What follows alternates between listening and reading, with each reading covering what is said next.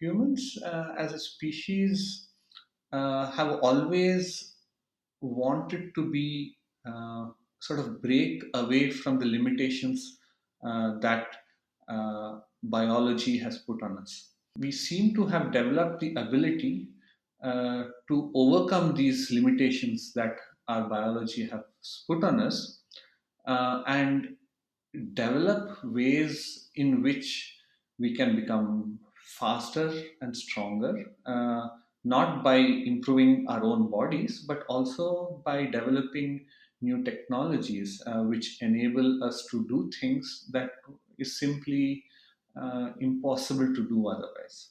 Lights, Camera, Azadi is a show that is on a quest to meet personalities. The personalities who have always challenged the status quo. These people are courageous and confident to speak the truth and are best at it.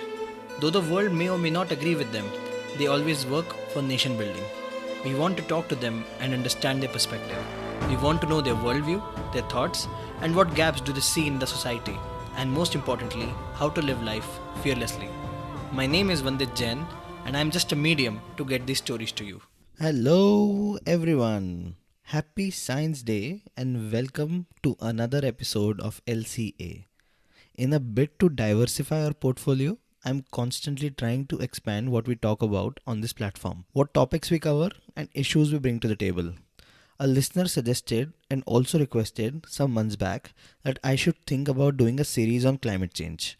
I really like the idea because number one, it is an underrated subject in the Indian socio-political ecosystem. Number two, even I am a novice in the topic. So I thought let us learn a little about climate change and how is it affecting our society, culture and economy. For this particular episode, I would like to thank Aditi Deshpande, who is not just an extremely loyal listener of the show, but also helped in arranging this conversation with Dr. Joy. Aditi has heard all episodes of Lights Camera Azadi and she always shares her feedback and insights post the release. Be like Aditi and follow LCA on Instagram, Facebook, subscribe on YouTube and hit follow if you are listening on Spotify. So, without wasting any time, let us get in conversation with Dr. Joy.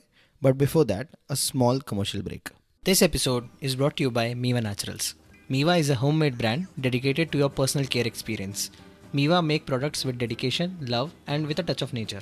They don't use any chemicals or harmful substances in their products to ensure you get the best feeling which is long lasting. Miva makes products which are colorful and are fun to use, and it aims to be your best experience in the whole day. If you'd like to order your first Miva product, please go to miva.co.in and insert the code AZADI during checkout and get instant 20% off. So, what are you waiting for? Okay, three, two, one. Dr. Joy, welcome to Lights Camera Azadi. Thank you, Vandit. Pleasure to be here. Uh, yeah, pleasure is all mine, sir. And before we begin, Dr. Joy, can you tell us a little bit about your journey, where you come from, and what chain of events led to where you are today? Sure, yeah. I started off as an electronics engineer. I completed my BE in electronics engineering, and I initially started working for an IT company where we used to work on building embedded software for audio devices, making high-end audio systems actually. And After some time, I felt, well, this is not what I want to be doing. I wanted to do something that was closer to my heart, which for me means something more socially relevant. And I sort of took some time and tried to think of what I should be doing next. And eventually, I found climate science. It was an interesting field, and I thought, okay, this would be something that I would want to do for a long time. And that's how I ended up in climate science after around 3 years of my finishing my BE. I studied my master's and my PhD in a university called the Indian Institute of Science in Bangalore. It's probably one of the nicest places in terms of campuses it has one of the best programs for climate science in India. Post that, I was working as a scientist in Stockholm University in Sweden. I was there for 3 years, and I recently returned, and I've joined as an assistant professor at the Indian Institute of Science, Education and Research, or ISER, Pune. And I've been here for a year now. So that's me. Why is that, Dr. Joy, that all of us, all of our engineer peers find our passion in mid 20s? You're right. I think this has more to do with what social and peer pressure we face, and also a lack of understanding of what opportunities exist. Um, Mm. Personally, I'm really interested in electronics. I love building things, and this has been true for me for a long time. But for me, it was not a lack of interest in my subject, but the fact that I really did not see a way how my day job could could have a direct social impact, that sort of took me off the engineering path. I did quite a bit of engineering even after that, even during my masters as a freelancer. I used to work with some companies which worked on rural technologies and renewable energy as well. But so that has always been something I still enjoy doing. It's just that I've now found this new passion, and I'm not. I mean, I'm okay to move on. So, Dr. Joy, getting into the topic of the day, I'd like to begin by asking you, and if you can help us understand that how is climate and weather sort of two different things? Absolutely. You can always get an intuitive feel for this, even though you may not be able to get or think of it in more technical terms. But let's, for example, think of even Pune versus Mumbai, for example. Pune, I'm sitting here, and I'm already feeling very thirsty. And the minute it is February, March in Pune, I'm continuously thirsty. It's a very dry place. On the other hand, if I just drive a few kilometers for a few hours down to Mumbai, I'm sweating all the time, uh, which which says something about the difference between these two places. So when I would, if I'm coming from outside and have been to these two areas, in Pune I would carry a water bottle, whereas if I'm going to Mumbai, I would generally want to carry a towel.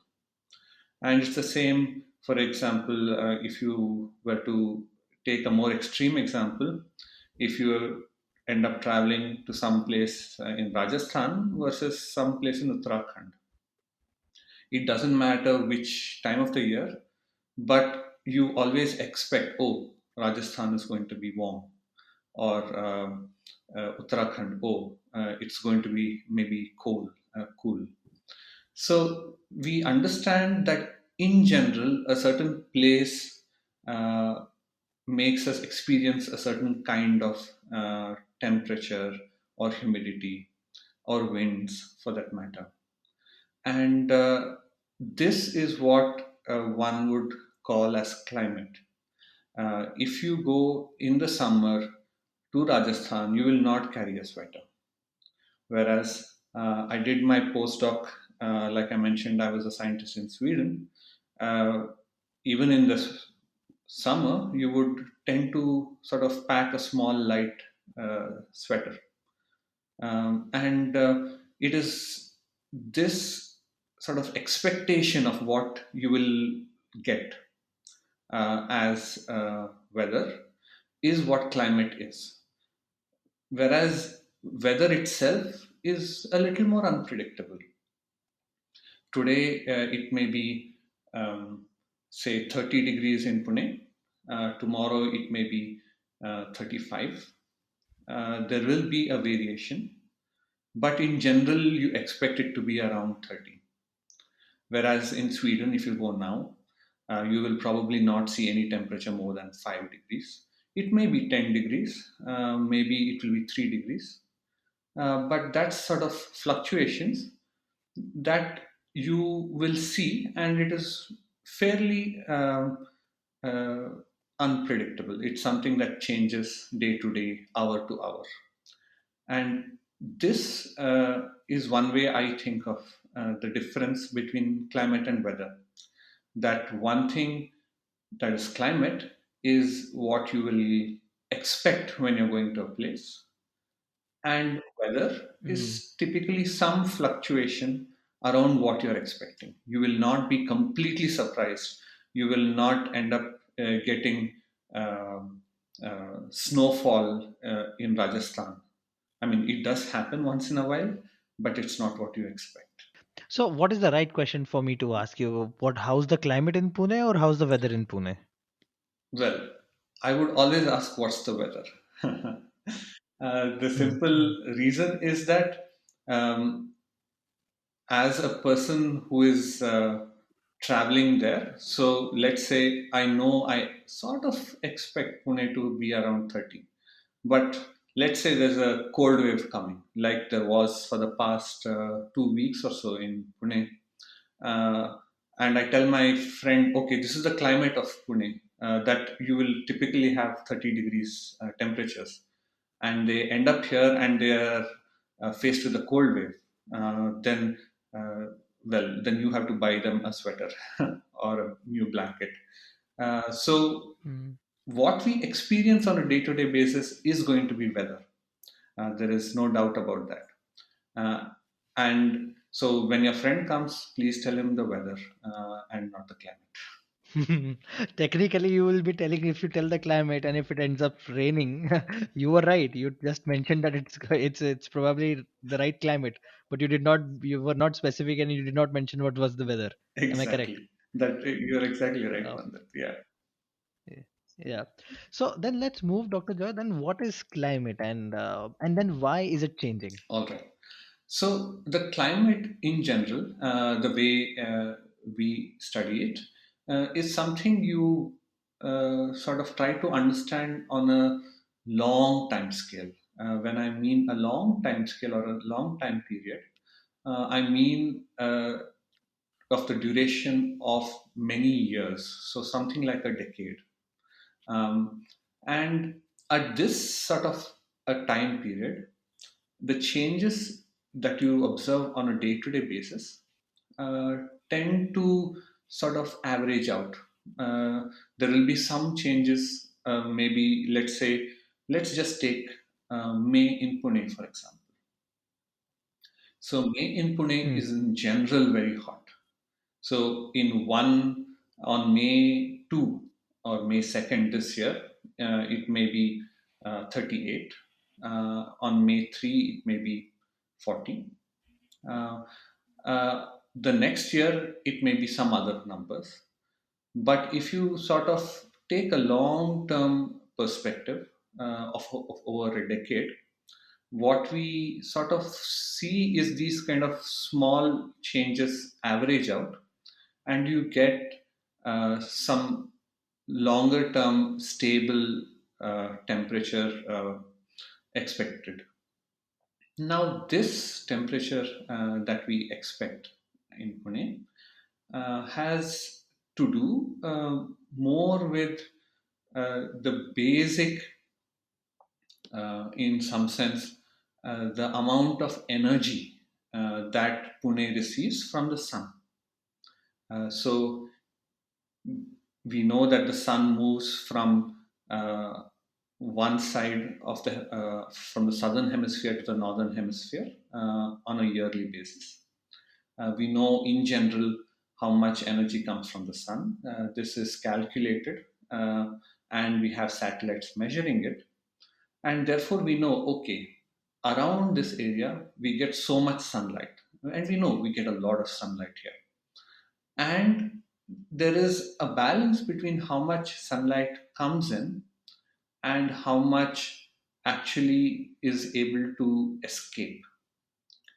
uh, when I'm talking about this sort of balance, I would not talk about a single location like Pune, but I would start talking about larger and larger regions, because if you have a very hot day in Pune, the winds may carry the heat away. But we don't want to take that into consideration. We are only trying to understand what is the amount of energy that this whole part of the earth is losing back to space, because at the end of the day the energy that our planet receives is coming from space, from the sun, and all the energy eventually has to go back to space. And this sort of balance of these energies is what sets the climate for the planet. And what we know from basic physics, and this is something that has been verified experimentally, which has been verified by various satellites going around and observing our planet, is that there are certain components in our atmosphere which reduce the ability of our planet to lose this heat. So we are able to get the heat in, but it is harder and harder to lose this heat when certain components are put into the atmosphere. And one of the main components is carbon dioxide. We may think, oh, carbon dioxide. So this person is going to tell us about how we are burning a lot of coal. So this is a very biased opinion. But we, as climate scientists, have also looked at the climates of other planets, and this is what we see, that planets which have a lot of carbon dioxide tend to also have a very high temperature. Venus is a good example.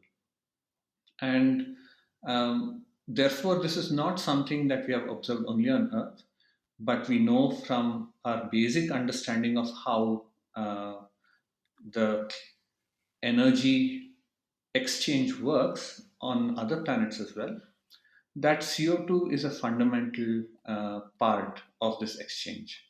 And as humans over the past 150 years or so have continued to put carbon dioxide into the atmosphere at rates which were not seen for the past few thousands of years, our planet is responding to that.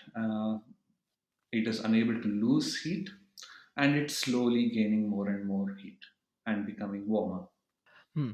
Dr. Jeff, from what I understand from your conversation, and also I think what you meant, there's that the technical term for the same is called greenhouse gas, right? That's correct. Correct. So, what was from what I understand, and I have also been reading about the subject. And correct me, sir, if I'm right or wrong. That it's sort of a necessary evil. Matlab, if you reduce greenhouse gases completely, then you completely lose all the heat. And if you have more greenhouse gases, then you will have excessive heat.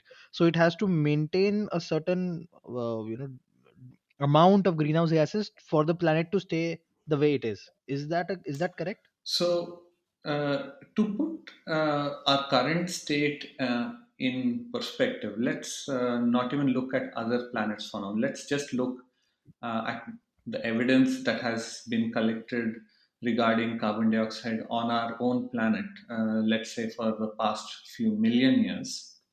Um, and we have seen that the current sort of very nice stable climate that we have had has not been observed before. And these changes have always been associated with changes in carbon dioxide. or another greenhouse gas called methane. And there have been times when we have, like you correctly pointed out, some of the CO2 has been removed from the atmosphere, and uh, or the sun, the amount of sunlight that we are receiving has changed. And this has uh, sort of made the planet go into a cooler state or a warmer state, depending on whether we have had an increase in energy coming in, which is because the sun has come closer or further, gone further away, and also because of changes in carbon dioxide. So, yes, what very lovely climate we have been enjoying for the past few thousand years is because we have a certain amount of carbon dioxide. If we remove it, it's not as if we should get rid of all of it, because then the earth would not be able to support life. And from what we understand, if we continue to increase it, it will make it harder for us to continue civilization as we know it, because civilization and humans have developed in this very nice, stable climatic period. And why are we concerned now? Because is it because with the amount of CO2 that we are pumping, it is the degree with which the climate is getting warmer, it is sort of alarming. Is that correct? Yes. Uh, Typically, when we think in terms of changes in carbon dioxide in our atmosphere, and scientists try to understand what processes could add carbon dioxide to the atmosphere or remove carbon dioxide from the atmosphere. Uh, in the longest term, this tends to boil down to, at least before humans came, uh, injection of carbon dioxide due to volcanic eruptions. So, volcanoes, just like they bring magma from the interior of the earth, some of the trapped carbon dioxide from the interior of the earth is also released. And this is one of the few ways by which we can keep increasing CO2 or carbon dioxide in the atmosphere. There could be shorter term changes, let's say due to a big wildfire, but these don't account for much when you look at really long time scales. Similarly, the oceans can take in this carbon dioxide mainly because of both carbon dioxide dissolving in the water, and also by small uh, life or small algae called planktons, which live in the water, which use this carbon dioxide for photosynthesis. And this sort of carbon dioxide can eventually get trapped in the shells of these small living organisms. And when they die, it can go to the bottom of the ocean and then down into the planet's interior. Now, these are the kind of processes that we know can add and remove carbon dioxide. But from what we understand of how much time they take, it's in millions of years. We don't expect this to happen very quickly. And even though the Earth has seen a lot of changes in terms of its climate, very likely these changes have taken thousands to millions of years to happen. Uh, Even though there have been maybe a few episodes of very quick, rapid climate change, but they are, like the name says, rapid and rare. And what humans are like a new geological force. We have actually managed to change the face of our planet, just like other geological forces which operate on millions or thousands of years time period. We are doing the same in tens and hundreds of years. And it is really something that uh, is of concern, because we are not sure how our planet will respond to this new geological force. I mean, we have become a planetary scale force, which is amazing to think of, um, uh, and how it will respond to this changes that we are bringing. Hmm. Small digression, Dr. Joy, that I'll take, and it's a very interesting point that you have made, that as a species we have done damages to our planet in few thousands of years, which probably with the natural course would take a million years. Do you? And I'm sort of stepping in the realm of philosophy here. Do you often, as a scientist, as a researcher, do you often just sit back and look at us as humans from a distance and see that how and why are we like this, what kind of species are we, that we have caused so much destruction in such a small amount of time? Yes, certainly. This has been something I have thought about and worried about for a long time.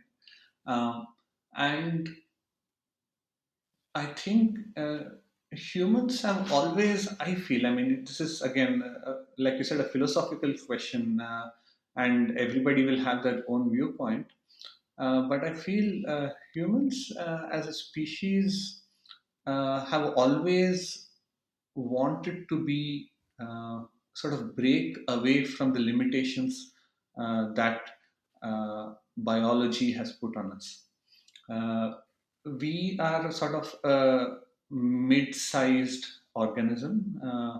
We are not extremely strong. We are not extremely fast, and but we seem to have developed the ability to overcome these limitations that our biology has put on us, and develop ways in which we can become faster and stronger, not by improving our own bodies, but also by developing new technologies which enable us to do things that is simply impossible to do otherwise.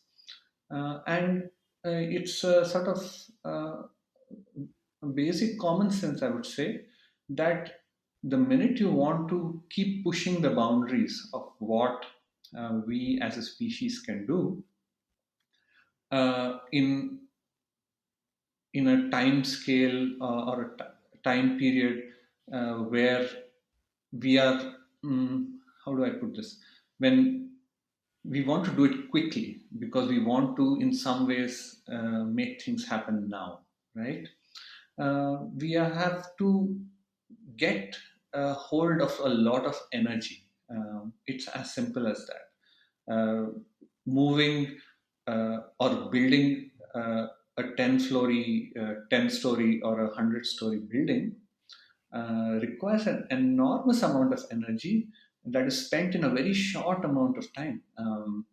And there are very few ways in which we can get access to this energy. And none of them are really concerned or bothered about the destruction that accompanies them. So, in my sense, it is this: we as a species want to go beyond our physical limitations, and to go beyond these physical limitations, you need the kind of energy sources that we can only access when we destroy our environment. Hmm, that's fair. And that's very well you have put, Dr. Joy. And I think by the end of it, the answer is we need real energy. I mean, I was listening to Elon Musk talk about going to Mars, and he was saying that we typically do it in 6 months. We can reach to Mars, but we are trying to develop a technology, and probably we can in next few years we can get into in 3 months. So Mhm. so that requires a lot of energy, a lot of tweaks. So that is just one, I'm trying to give an example that how much energy dependent are we. And it is, and we sometimes fail to realize that by the end of it, it is just all about energy. My laptop is powered by energy, everything around me is been built by some form of energy.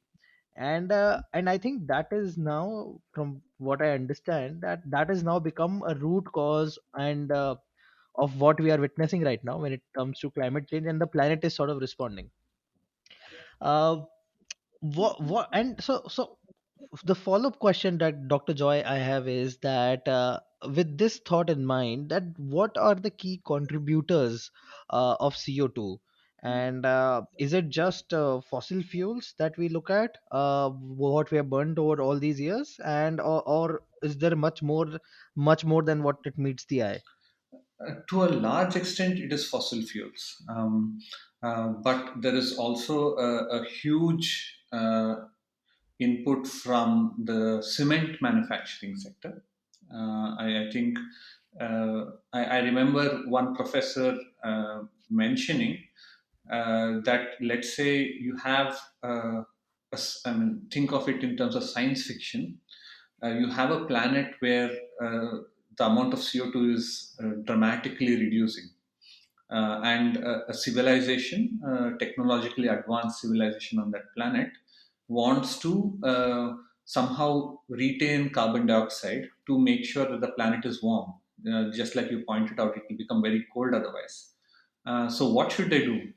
And his answer was, all we need to do is just open a few cement manufacturing companies. Um, and that's all you need. And yes, in it has been dominated by fossil fuels and cement manufacturing, and I would say these are the main things that we are looking at. Huh, so when you say cement manufacturing, you're basically pointing fingers at complete construction that is happening, if I'm not wrong, across the globe. Yes, and I mean, there are efforts to sort of make these materials more sustainable and environmentally friendly. But the largest amount of construction that happens around the world is very CO2 intensive. Yes.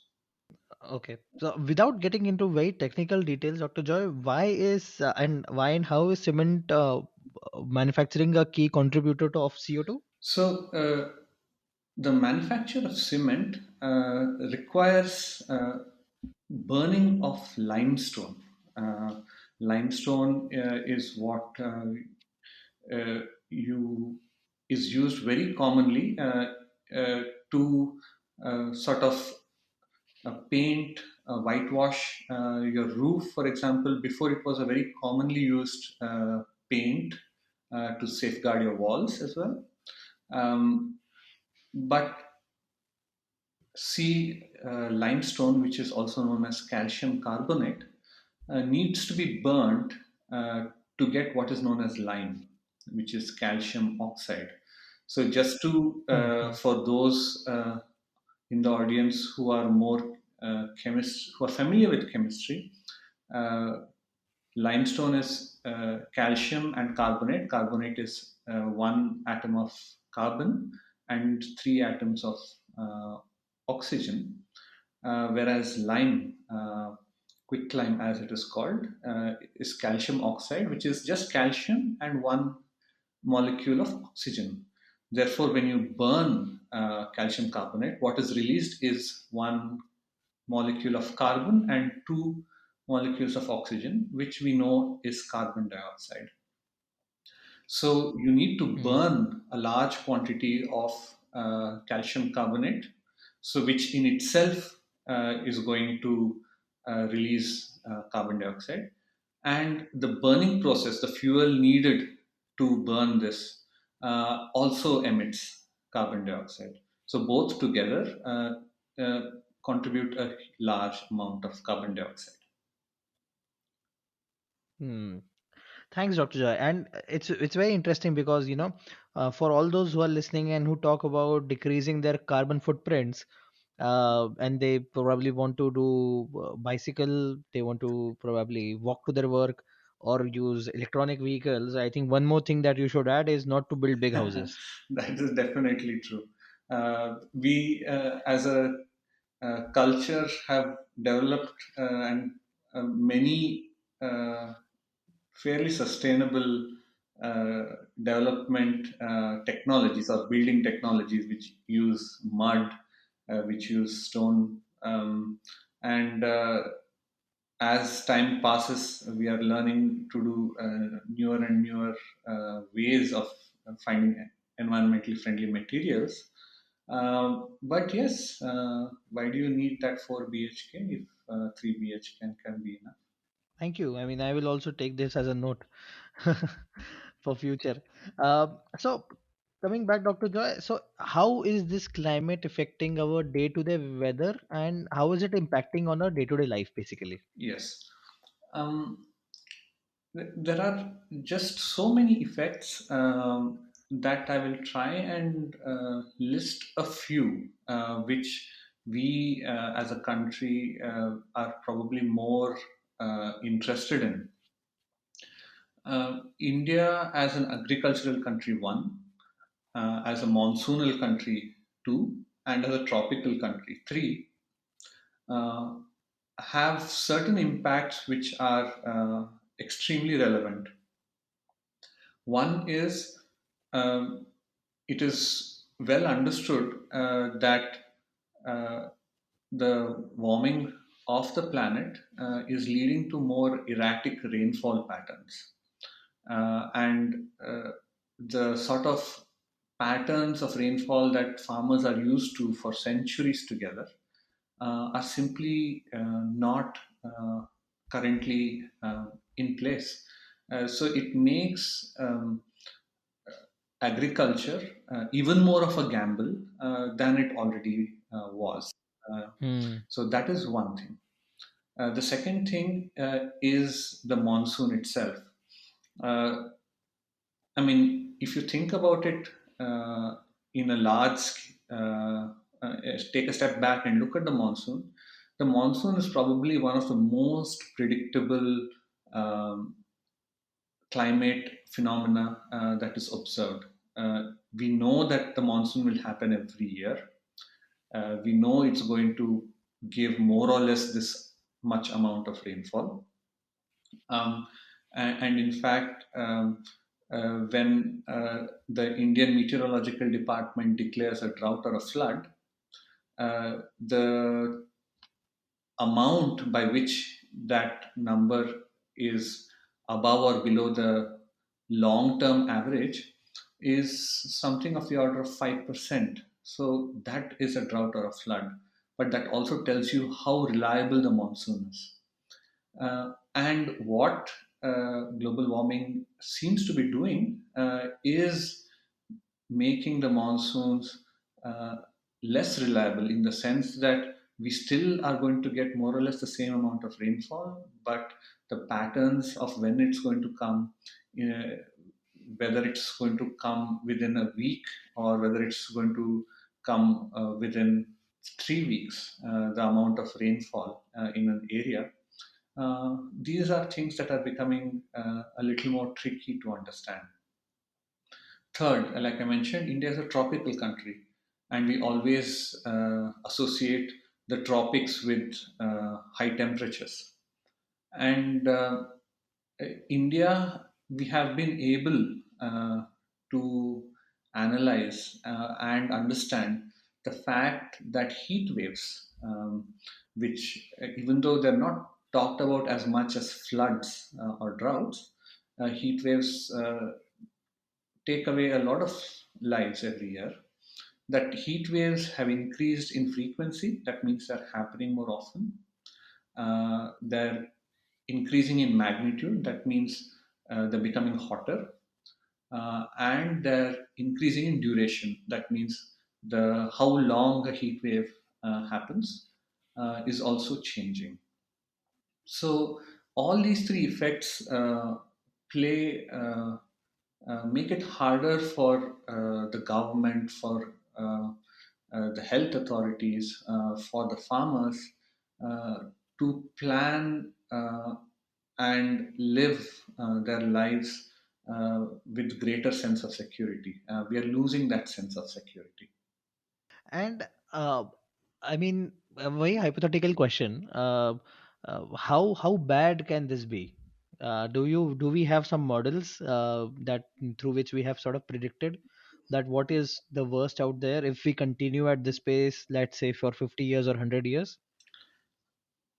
Yes, there has been a massive joint international effort, which started in the early 90s. So it has now been almost 30 years, where scientists from all over the world have tried to develop models for the climate and uh, run them first test them to see if they can reproduce the climate for the past 100 years, for which we have very good records. And then they put them into prediction mode and try and see what would likely be the climate based on different kinds of economic scenarios.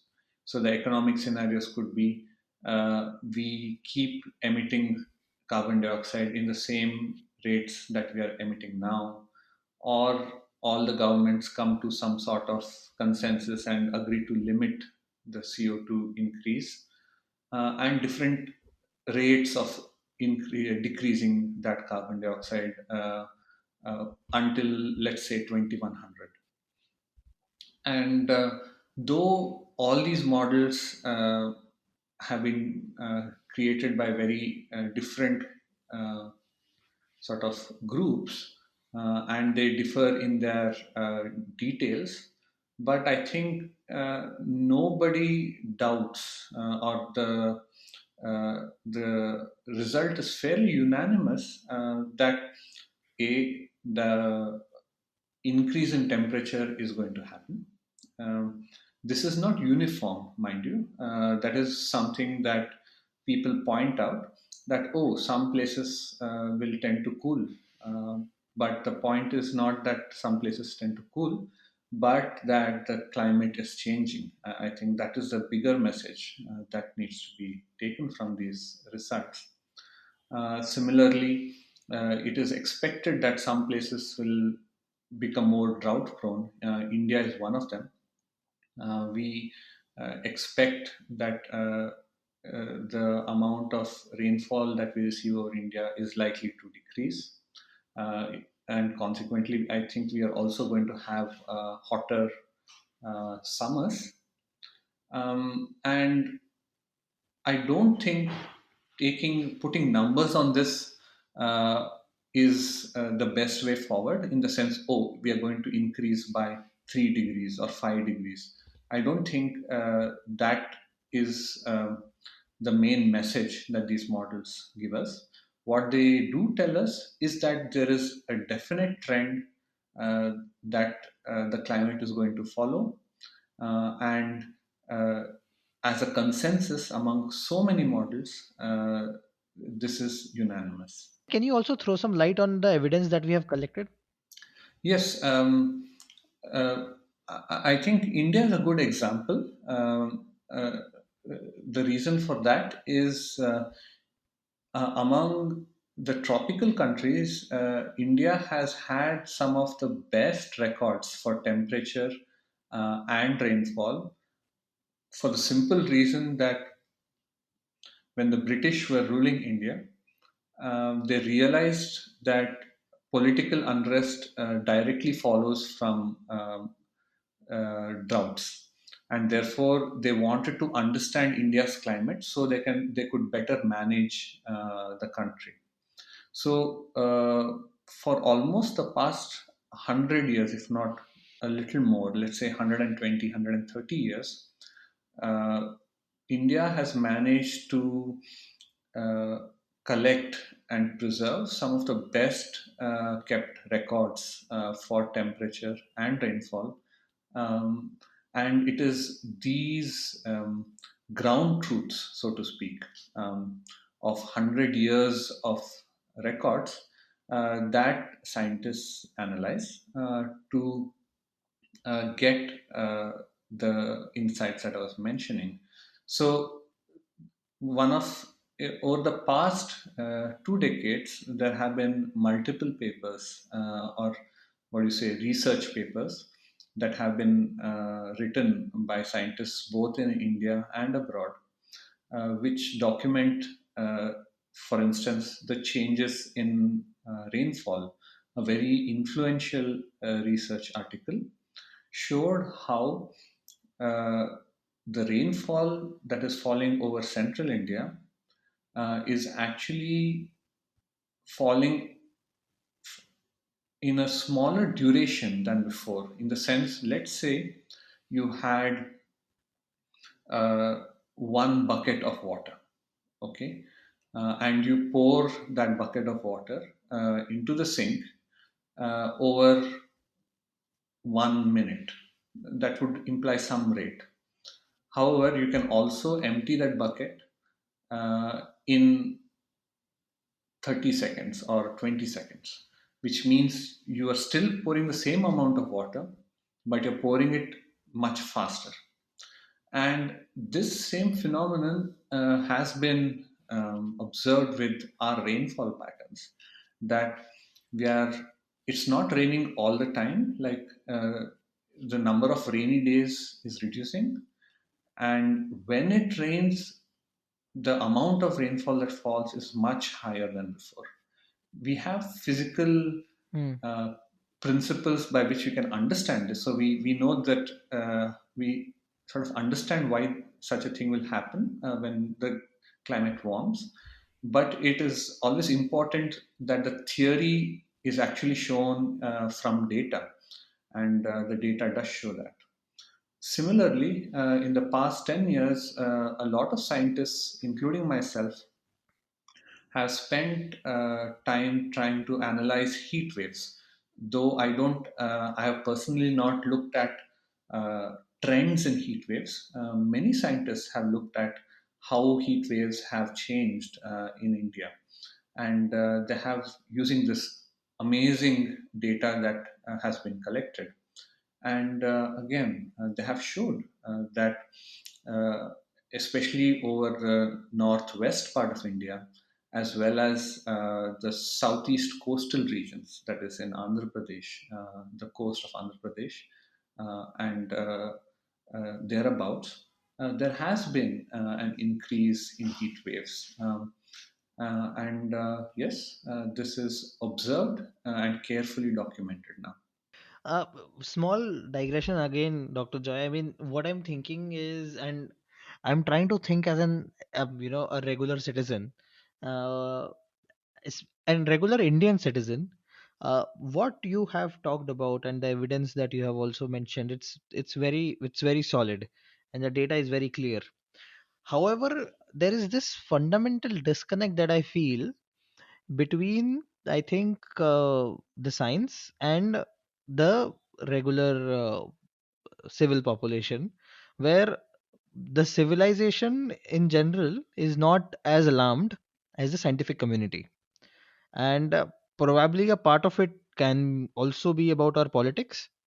But this is for sure that an average Indian probably is not thinking about that we have to save the planet, or I have to reduce my footprints, or the monsoon is probably reduced, the rainfall is reduced. I'm sorry, and things are not going in the right direction. Ha ha. Um, uh, so again, this has to do with multiple things, in my opinion. Uh, eh, for instance, in certain parts of the world where climate, the change is more apparent, um, there people are more aware and sensitive to this issue. Again, I would like to go back to my experience in Sweden. So, Sweden is a country that is very close to the Arctic region. In fact, part of it lies above the Arctic Circle. And they have witnessed dramatic changes in the amount of ice that is available. Ice being so sensitive to temperature, that slight change in temperature could result in melting of ice, and therefore it simply disappears. And since ice and snow is such a fundamental part of their identity and their culture, when they see this disappearing that is happening in front of their eyes, for them, climate change is very real and it is happening right now. I don't really see any disconnect. I didn't feel any disconnect when I spoke to friends, colleagues, or other people in Sweden. In India, it has been less apparent, and there is no denying the fact. Like I mentioned, even though heat waves happen every year and many people die, heat waves are really not something that the common person thinks about.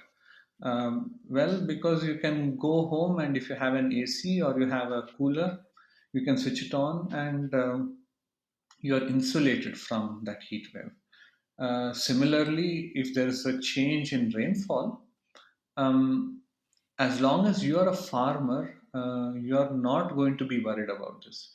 In fact, the people who are most sensitive to climate change throughout the world have always been farmers. And they have definitely noticed changes in when they should sow their seeds, when they should water the fields. Uh, these uh, these practices which they have followed for a long time seem to be less and less relevant as time passes.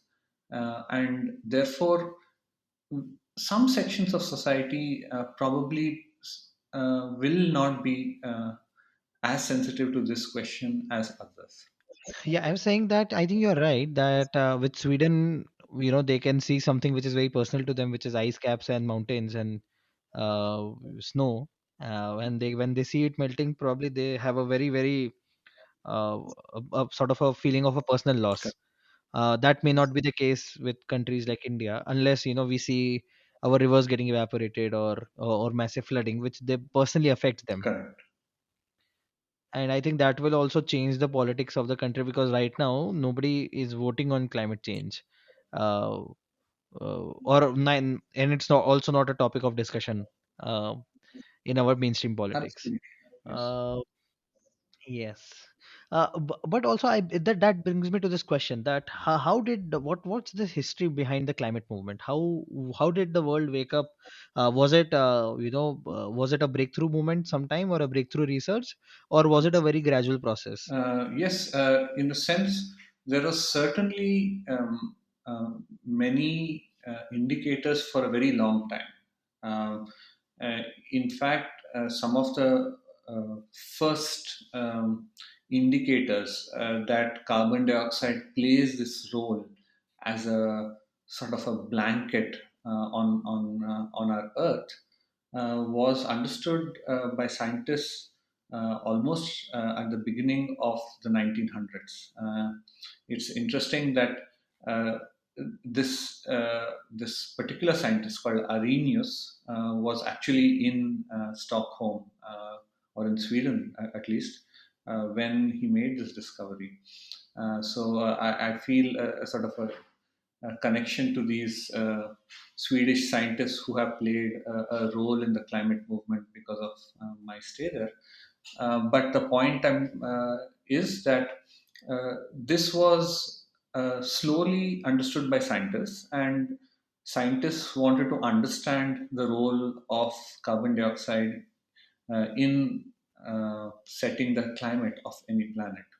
I don't think anybody was seriously thinking about climate change or how us burning fossil fuels was changing the climate dramatically. It was much later, I would say in the 70s, that when the first climate models were slowly being built, uh, that there was a report written in the US where uh, scientists mentioned, okay, now we are increasing carbon dioxide. And from around 50 years of research, we know that CO2 plays a role in warming up any planet.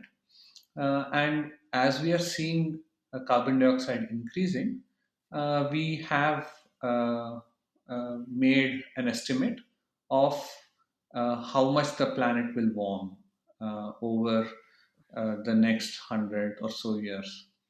And so this was sort of the first I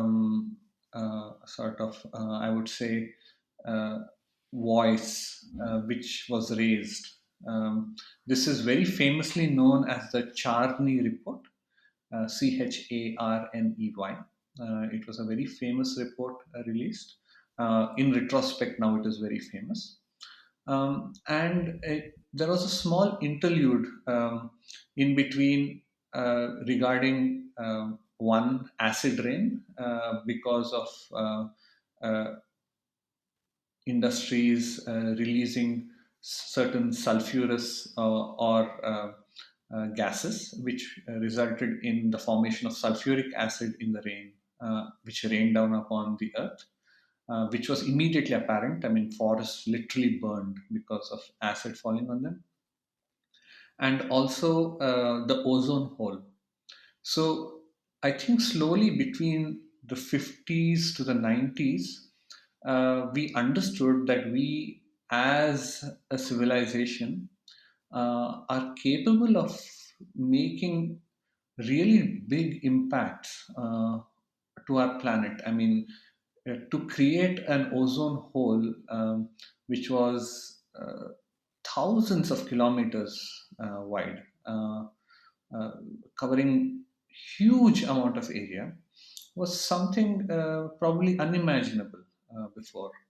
And similarly, acid rain. I mean, how would we have thought that we can actually change the quality of rain from being life-giving to being death-giving, right? And this sort of understanding dawned over time. And it was in the 90s when real efforts were put. People decided, okay, now we really need to understand in a very quantitative way. We understand it qualitatively, but let us try and put a number to this. And that was when the IPCC, a worldwide body whose full form is Intergovernmental Panel for Climate Change, was formed. It was in the early 90s.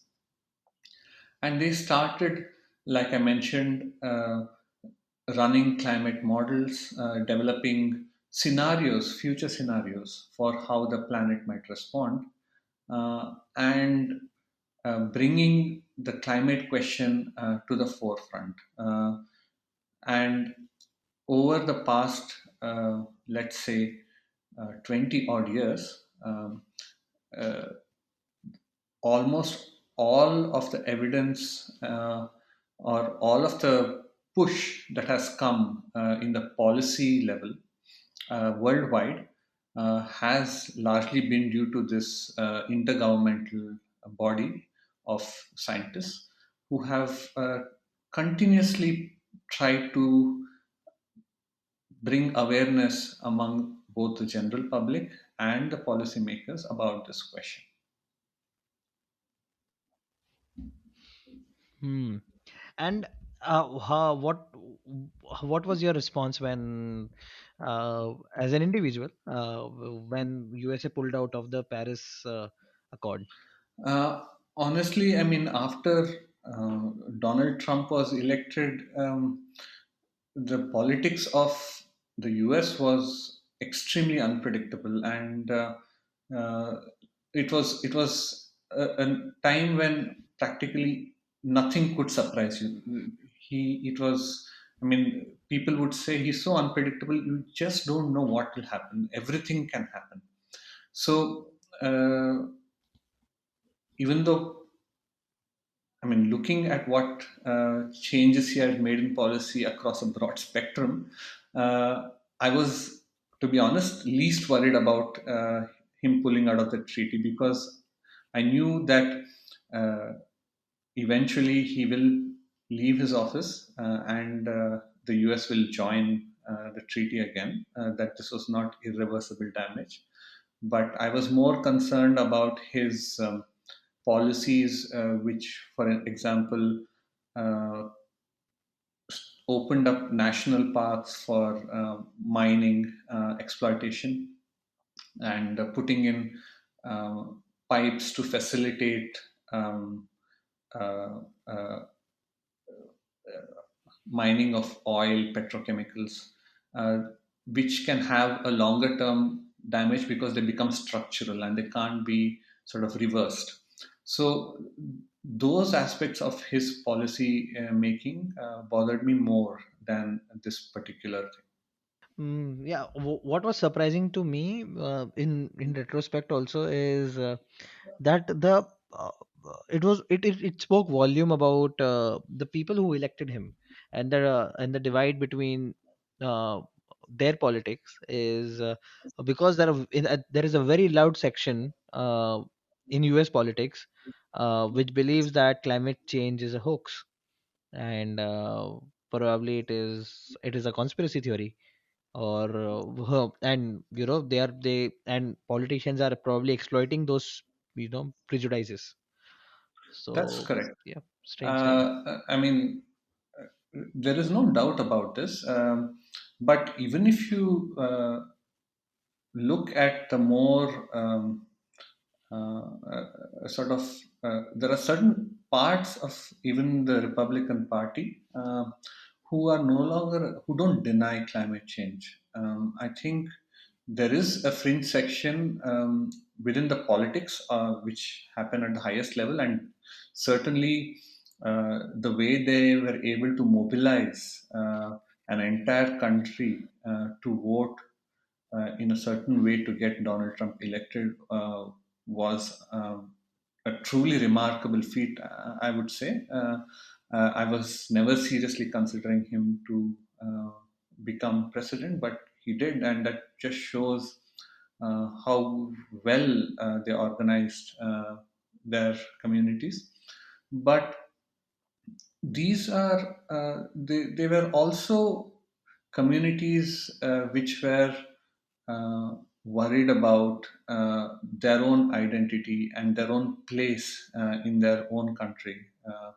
They believed that their voice was not being heard, and they bought into a variety of conspiracy theories. This definitely happened, but I think uh, we should not lose sight of the fact that there were a section of the population which felt that they were being disenfranchised, that they didn't have a voice, and Trump gave them that voice. Hmm. Uh, but and taking a step back here, Dr. Joy, how do we used to deal with changes in climate in the past? Do you also have some insights on past cultural practices that we used to have? And how were societies more resilient before as compared to today? Okay, so there has to be. I mean, let me sort of, yeah, like you mentioned, take a step back and place this in a more general context. Before the advent of fossil fuels, um, practically all your energy needs had to be met in other ways, which were not as predictable. The reason why fossil fuels are so attractive is that they are a very consistent, stable, predictable source of energy. Uh, so, a woman who wants to cook on a daily basis would otherwise have to go search for firewood uh, on very regularly, and if there was some sort of interruption, then she's unable to cook. Uh, and it was also much harder to cook when you have firewood, simply because of the smoke.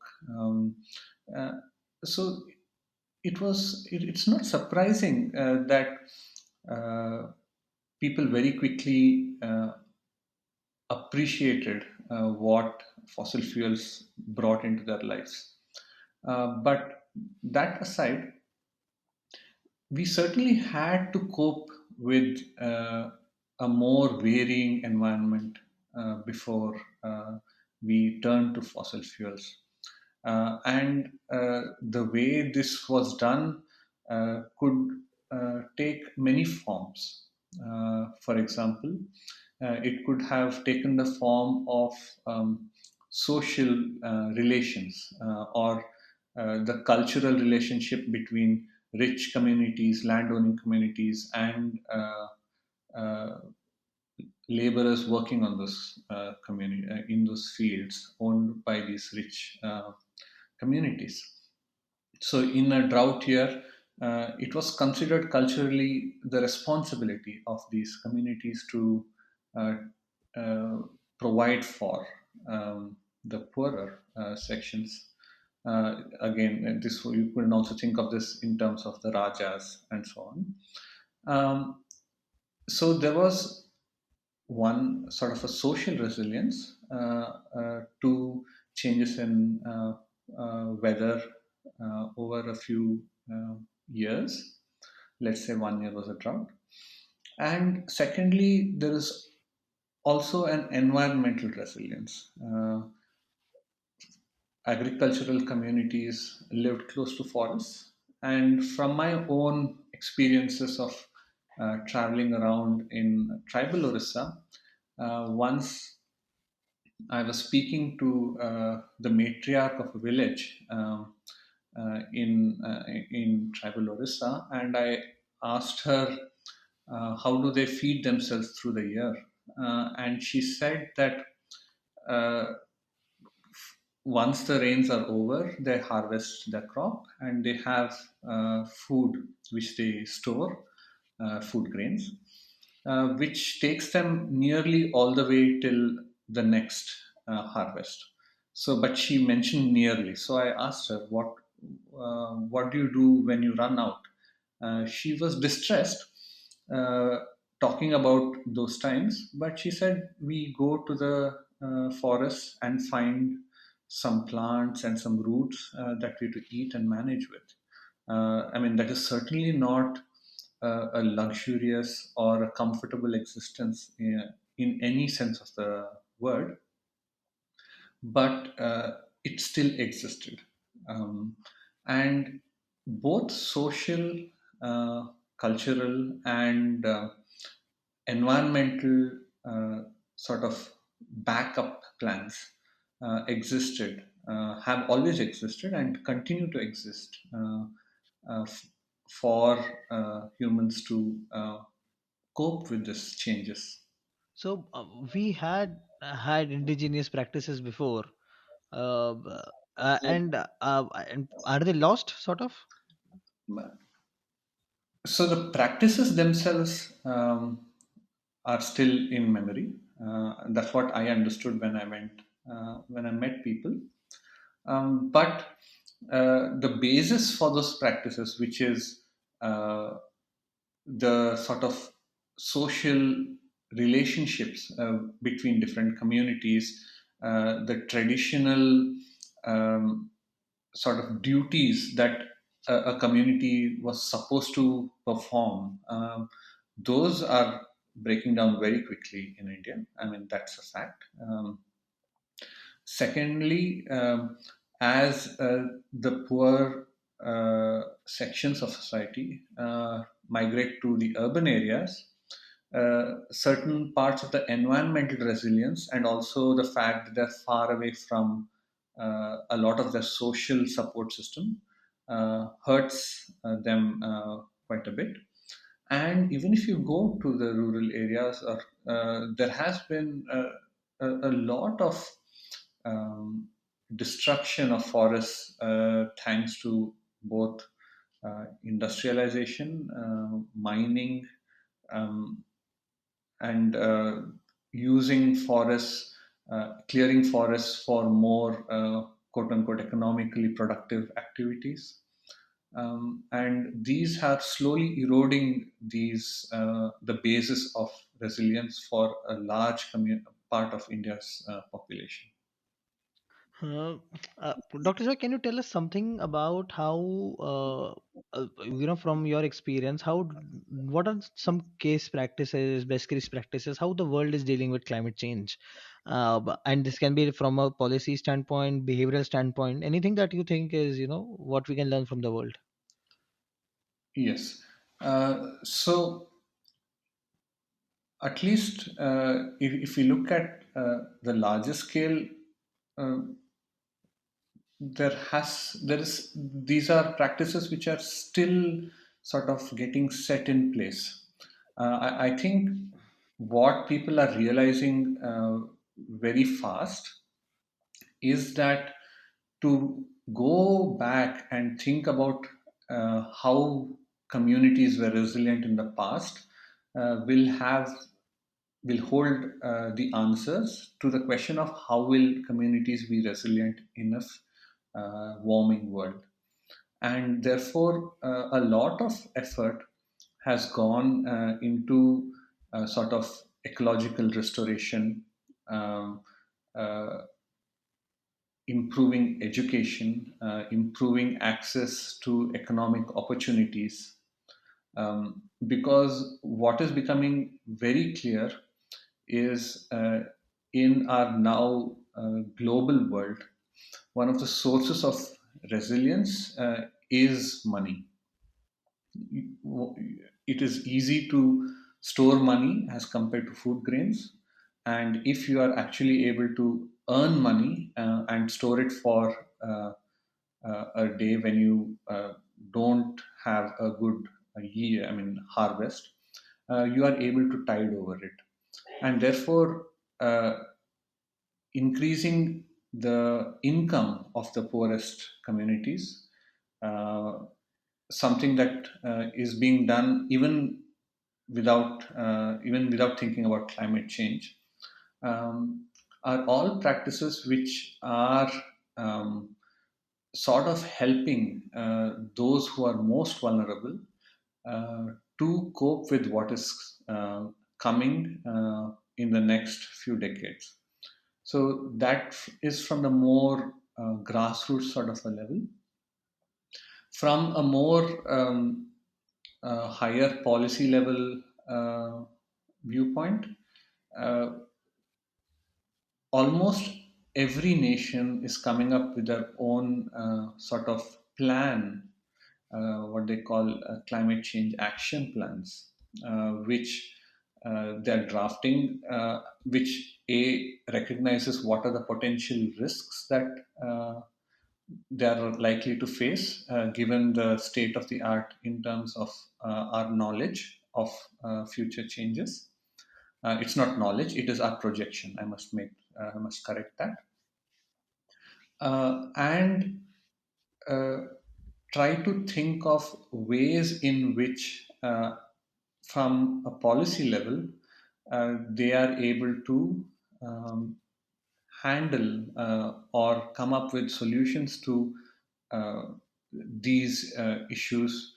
A very good example, though it's not directly related to climate change, but which I think would become very important as time passes, are what are known as heat action plans.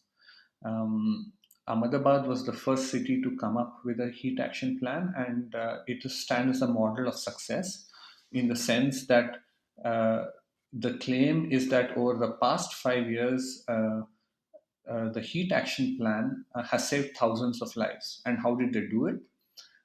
They take a forecast for a heat wave and they convert it to a plan on the ground, which could imply uh, putting up ads in the radio or on TV, or sending people to vulnerable parts of the city and telling them.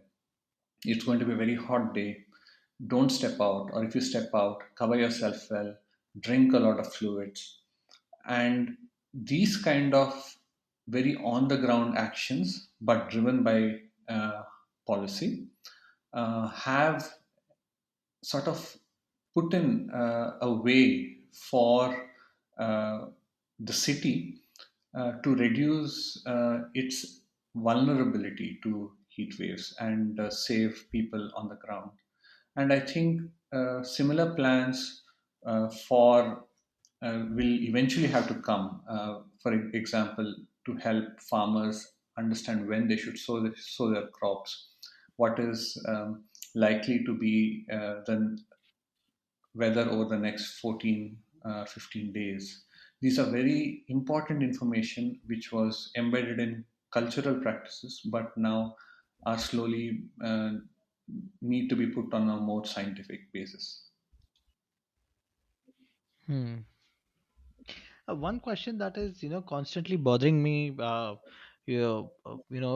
Joy, is that why should developing countries, and that dilemma of developing countries basically, at one point of time they have this massive responsibilities of lifting people out of poverty, have a more fair, equitable society, improve standard of living, which involves more construction, which involves more consumption, more consumerism.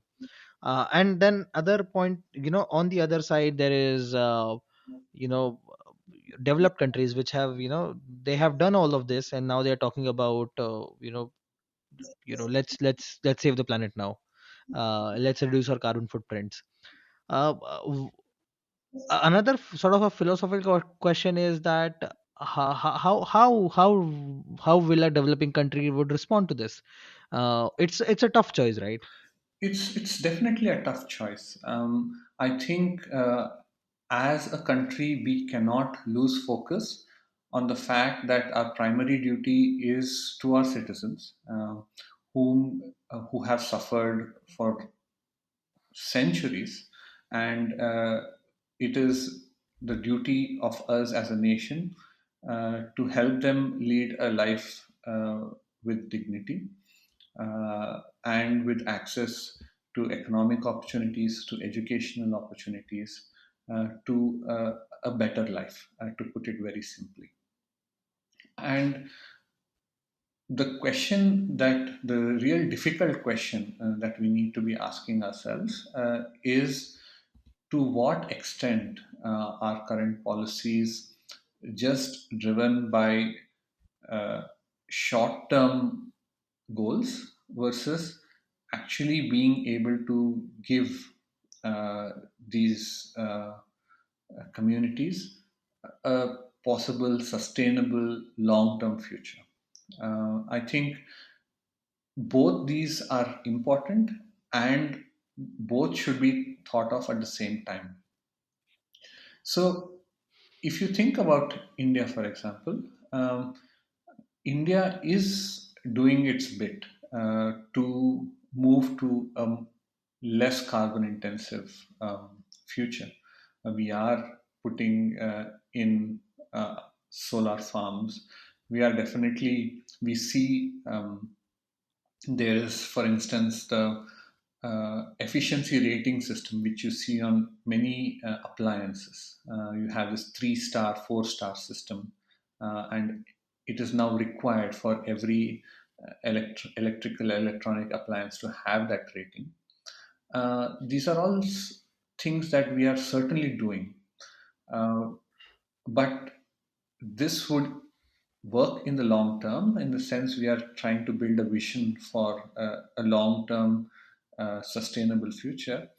But in the short term, it is unlikely that we will be able to pull the millions out of their debt traps, out of a much difficult life, purely by environmentally friendly ways. Uh, so there are definitely people who are trying as hard as possible on the ground, grassroots, to make their lives better using environmentally friendly ways. That is, for example, the Khadi movement, the organic farming movement. These are ways in which you are building resilience to really the most hardest hit parts of the uh, our community. And My feeling is these two approaches will have to continue, and in over the long term, the priority should shift towards more sustainable growth, or maybe not growth. Growth itself is sometimes a tricky and problematic word to use. Um, and I think a middle ground is what seems most feasible to me. Hmm. That's fair, actually, and in a balanced way is the way forward. What this obvious question that I think probably people who are listening to us will also have is that as an individual, what can I do to reduce my carbon footprints or to be part of be a climate activist on a day-to-day life? I think uh, the first and foremost thing is fly less.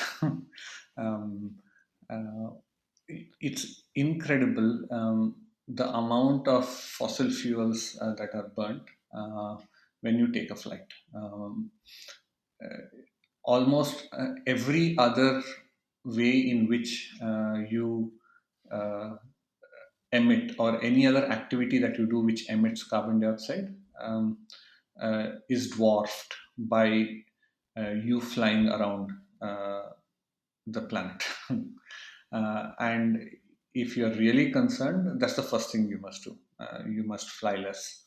Um, so if you look at from a domestic perspective, the ways in which where we use a lot of fossil fuels. One is, of course, transportation, but that's a more systemic problem that has to be handled at a higher level.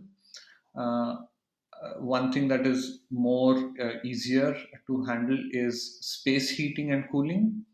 Um, Using ACs and heaters, though they increase our comfort levels, are extremely intensive in terms of energy and therefore emissions of carbon dioxide. Therefore, you must balance your need for comfort along with an idea about how you want to reduce your footprint. One cannot say to someone sitting in Delhi in June that don't switch on an AC. But you must, that person must also think of what would be the ways they can reduce their consumption. And I think that is another thing.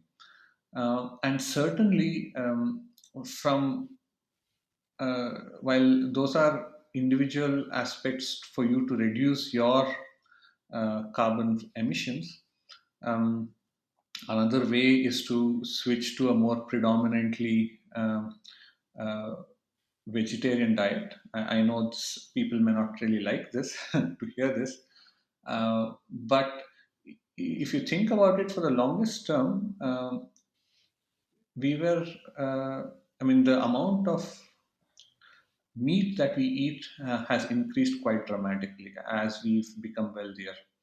And Our consumption of dairy has increased quite dramatically. Um, and this is seen as a sign of prosperity. And while it is certainly a sign of prosperity, reducing that is another way of reducing your footprint. Um, Driving smaller cars for the short term rather than big SUVs is another way. It's just that things that make you more environmentally sustainable also may make you uh, look less prosperous, and if one may clash with the other. Mm. That's actually a very good point. I may be what happens when I or any person would tries to be sustainable, but it makes them look less prosperous. Yeah, I mean that's a very important question that we would be answering in a very short span of Yes. time. Uh, Dr. Joy, I have one or two questions from the audience Oh, as well. okay. Uh, and yeah, before we conclude, so this question is for my friend Prakhar Shukla. He is a climate enthusiastic, and though he has given me like bunch of questions, 6 to 7, but I have chosen Okay. one. So yeah, so he wants to understand that uh, what can we do to probably make the climate research more democratized, more accessible to individual, uh, private organizations, politicians, governments, bureaucrats? Okay. Uh, so this is can I mean this can be answered in two ways. One is uh, do you want to be able to perform that research by yourself, which is perfectly fine, or you want the information that has been created, or the knowledge that has been created by scientists such as myself, uh, available in a more accessible form. I think both are important. I believe that there are certainly aim goals that we should aim for. So, regarding the first question about you being able to do your own climate research, um, the majority of the data, climate data, that is generated by a variety of organizations all around the world, uh, is actually available for free. Uh, I know this may sound a little off, but uh, India does provide long-term records for uh, temperature and rainfall, but the more immediate information is not easily accessible. And these barriers to information that exist hinder participation of people in uh, in being able to take charge and understand the weather, the climate of their region for themselves. Secondly, the regarding giving better access to knowledge that's already generated, I think uh, podcasts such as this are extremely crucial. There is a need to be to reach out and uh, interact with climate scientists, find out what they're doing, what they have learned, and how it is relevant. Uh, this is not just a question of curiosity, but it is also a way to hold people like us accountable. I mean, we are, after all, scientists who are being paid by uh, taxpayers like you out there. And therefore, asking us what exactly are you doing and how is it in any ways beneficial for us is an important question that can be asked. Dr. Joy, thank you so much for coming on Lights Camera Zadi. It was truly a wonderful, eye-opening, and extremely relevant conversation. I couldn't have been more grateful. Thank you so much. Thank you, Andit. I'm really grateful for this opportunity. And I just want to leave by, I mean, if anybody wants to reach out, you can always find my contact details on the ISO Pune website. And I would really love to hear from a broader audience than I'm used to. I'm usually just getting emails from students or colleagues. It would be nice to hear from a broader section of the country. Sure. So thanks a lot. I will I will I will put your email IDs in the show notes as well, or any other social media link that you would want. That would be great. Thanks. I hope you guys enjoyed the episode. Well, if you want to be featured on Lights Camera Azadi, write a review. Write on Twitter, Facebook, Instagram, or any other medium of your choice. And you never know, I may give a shout out to you during our next episode. Thank you. Have a great day. Stay home, stay safe. Dhanyavad. Jai Hind.